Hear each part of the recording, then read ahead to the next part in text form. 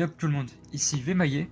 Donc aujourd'hui on se retrouve pour une nouvelle vidéo et cette fois-ci sur un film qui est pas si récent que ça d'ailleurs. Je préfère vous prévenir, bon c'est pas si récent, à vous d'en juger d'ailleurs en réalité. C'est plus selon ce que vous pensez. C'est un film qu'on peut relier donc à l'univers des super-héros. C'est pas un film Marvel, qui n'a pas été d'ailleurs produit par Marvel ni diffusé par Marvel si je me trompe pas. Non, en réalité non, d'ailleurs non. Avec des acteurs dont je vous parlerai par la suite dans la critique, pour certains qu'on découvre et pour d'autres qu'on a connus selon des séries, d'autres choses, des trucs comme ça. Donc c'est un film assez intéressant. Donc c'est un film sorti il y a 3 mois. Oui, il y a 3 mois, donc en août. Donc qu'est-ce que je peux dire plus sur le film avant de vous dire quel est le titre de ce film. Donc c'est un film qui peut être relié à Marvel, mais en plus aux X-Men en réalité, beaucoup plus relié aux X-Men chez les Marvel qu'autre chose. Donc ce film, que je vais vous dire son nom, donc c'est The New Mutants. Donc comme vous le savez, ça a été un film qui a été repoussé plusieurs fois, qui était prévu à la base au 1er avril, qui a été repoussé une fois pour un mois dont j'ai oublié ce mois, je suis désolé, pour être repoussé encore une fois et donc être diffusé au cinéma le 26 août 2020. La même, pour la petite anecdote, donc c'est le même jour de sortie que le mi-chef-d'œuvre de Nolan Tenet. Donc dans cette histoire, pour vous ramener un peu à l'histoire, on suit donc une jeune mutante appelée Danielle Morningstar, qui après la mort de son père lors d'une attaque, et même qui a causé l'explosion de sa maison, va se retrouver dans un asile, une sorte de maison asile, où on va faire connaissance d'autres personnages, des personnes dont on ne connaît pas l'identité de héros avant. D'ailleurs même on le découvrira jamais dans le film.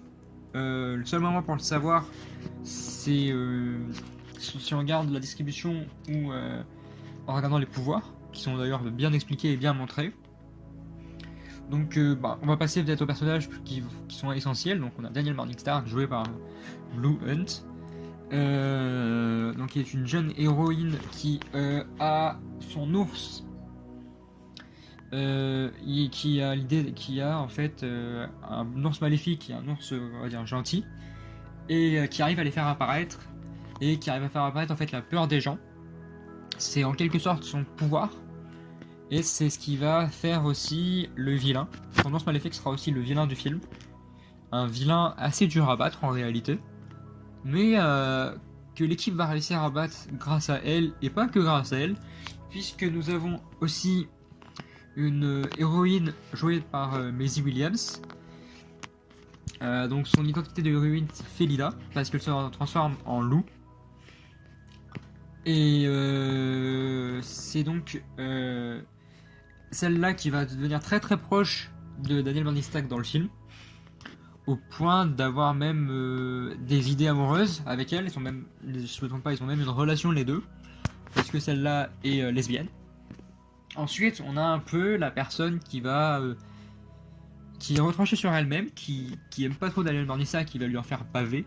Donc, elle est jouée par Anya Taylor-Joy, désolé pour avoir mal prononcé le nom, qui joue donc Magic, une héroïne qu'on connaît très bien dans les univers Marvel, et qui est, comme le nom s'indique, génère la magie.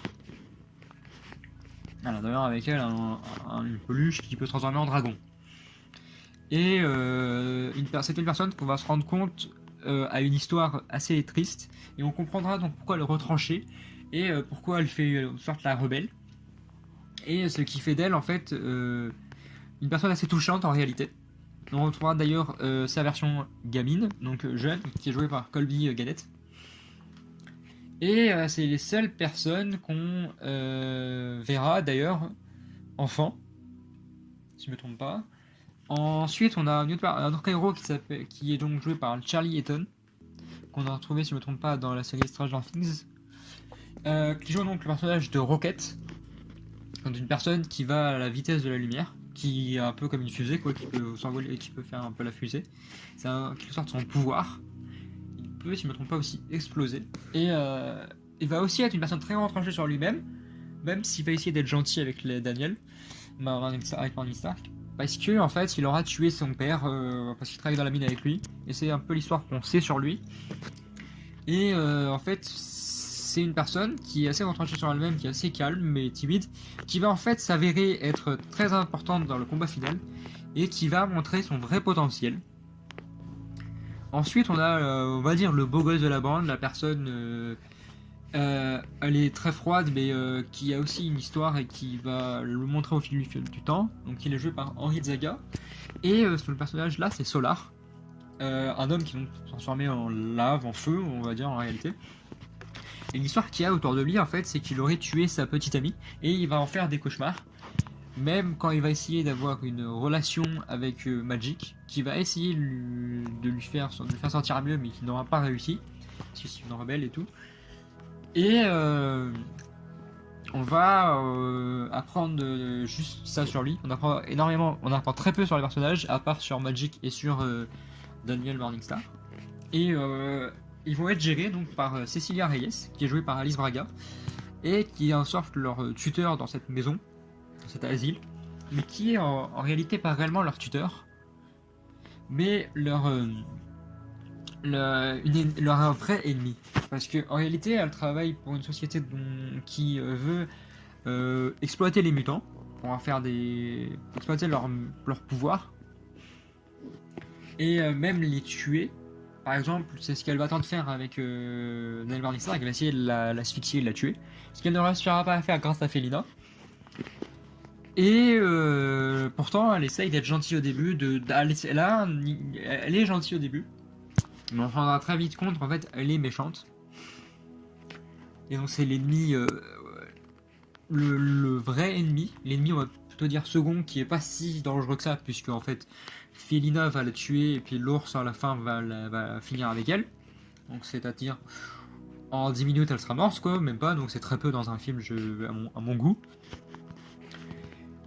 Ensuite, donc, on va parler du l'ours maléfique, qui est donc l'ennemi principal de l'histoire, mais on ne découvrira que dans les 20 dernières minutes, 30 dernières minutes de l'histoire, où il y aura le vrai combat de fin. Un combat qui va donc impliquer Magic, qui va lancer une réplique, mais que je trouve tellement géniale, tellement on connaît ce pouvoir dans les comics, et tellement ça fait du bien de le connaître. C'est là où on se rend compte qui elle est en réalité. C'est quand elle explique en fait, elle leur lance juste je vais aller me battre avec eux, avec cet ours, et les autres élèves lui rappellent qu'en fait lui est magique. Et ce qu'elle va lancer, c'est que elle est aussi magique. Parce qu'elle a un monde à elle, et donc elle sait ce qu'elle fait. Elle va donc se battre avec lui avec une épée d'ailleurs, et sa peluche qui est en fait un dragon, mais un mini dragon violet, dont j'ai d'ailleurs oublié le nom. Si je pouvais essayer de vous le retrouver en 2 secondes, ça pourrait être pas mal en réalité. Et je suis pas certain de pouvoir le retrouver, non. J'en suis désolé. Donc c'est une très belle histoire, et donc dans ce combat, on va retrouver donc Magic face à l'ours, et qui va avoir de la difficulté. Il va donc être aidé par Felina, par Rocket déjà, puisque Daniel n'arrivera pas en fait à se sortir parce qu'elle est elle est dans le coma, elle est évanouie.